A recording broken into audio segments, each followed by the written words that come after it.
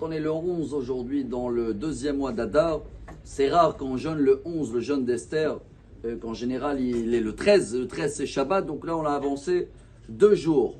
Et on a compris ensemble que c'est le seul jeûne qu'on peut avancer. Tous les autres jeûnes, c'est suite à un événement dur qu'on a eu. Donc si ça tombe à Shabbat, on va repousser, on ne va pas avancer les moments durs. Mais le seul jeûne où il a tout retourné la situation, et je pense que nous aussi on a besoin, surtout en ce moment, de faire un petit peu comme Esther. On ne peut pas jeûner 3 jours, comme Esther a demandé de le faire. Mais voilà, aujourd'hui on est jeudi, on va jeûner. Demain on sera dans la course et la préparation de Shabbat. Shabbat c'est un Shabbat royal, c'est le 13 Adar. Donc on a 3 jours avant Purim pour se préparer aujourd'hui avec le jeûne. Ils ont demandé aujourd'hui aussi les grands rabbins que c'est un moment de se rassembler. Donc pensez à les otages, pensez à les soldats. Car comme c'est la seule fois où on a eu un jeûne qu'il a retourné complètement notre situation, à tel point que Haman et Amalek, c'est les seuls que chaque fois qu'on dit Haman, même les enfants, ils attendent le Haman dans la Megillah. On le frappe. Ça fait combien déjà 3300 et quelques années depuis la sortie d'Égypte, on a affaire avec ce Amalek qui est arrière-grand-père d'Haman. Et vous voyez bien que jusqu'à aujourd'hui, on a affaire avec, c'est quoi Amalek? Amalek, c'est quelqu'un qui est prêt à suicider, comme elle dit la Torah, comme des abeilles. Une abeille, quand elle va piquer, elle sait qu'elle va mourir. Mais il veut que tu vas mourir. Quand il y a des gens comme ça, comme il y a aujourd'hui, Hamas et Hezbollah, c'est les Amalek. Ils sont toujours là. Alors pourquoi on rigole?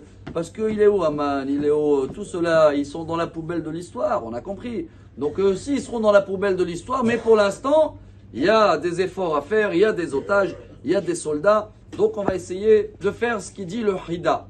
Le Hida, Kadosh Rabbi Chaim Yosef David Azoulay. Aujourd'hui, c'est sa journée de Hiloula, le 11 Adar. Chacun de nous, j'espère qu'on a écouté parler, mais sinon, c'est un des géants rabbins.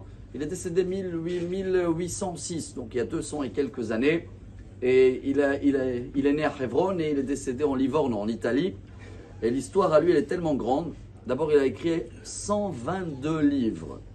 Dans un de ses livres, je vais citer déjà le message d'aujourd'hui, car c'est sa journée. Donc on va penser aussi à lui, on va le demander en haut, avec ce mérite-là, 122 livres et des écrits énormes. Il nous demande de se renforcer dans ces 3 jours-là, dans le chesed autour de nous, chers amis. Tout le but de Purim, c'est Mishloach Manot. Regardez avec qui tu as accroché dans l'année, donne-lui un panier. Matanot Laevionim, regarde qui est plus pauvre et tu vas chercher autour et tu vas voir qu'il y en a des plus pauvres. Aide-les. Mishté, regarde qui n'est pas invité.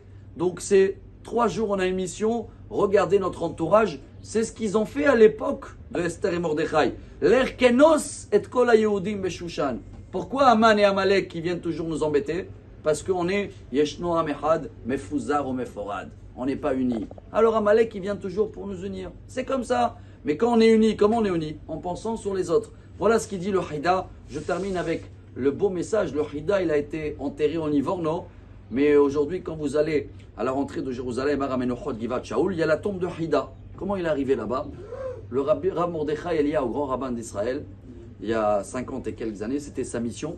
Il a amené ses os et il racontait que quand il les a amenés, il ne savait pas comment les arranger. Il a fait une prière et devant 10 personnes, ils ont vu comment tous les os, ils ont bougé et ils sont mis en intact pour l'amener ici. Voilà la grandeur de Hida, c'est ça Iloula. Et bon jeûne à tous, c'est que des miracles, que tous retournent pour le bien.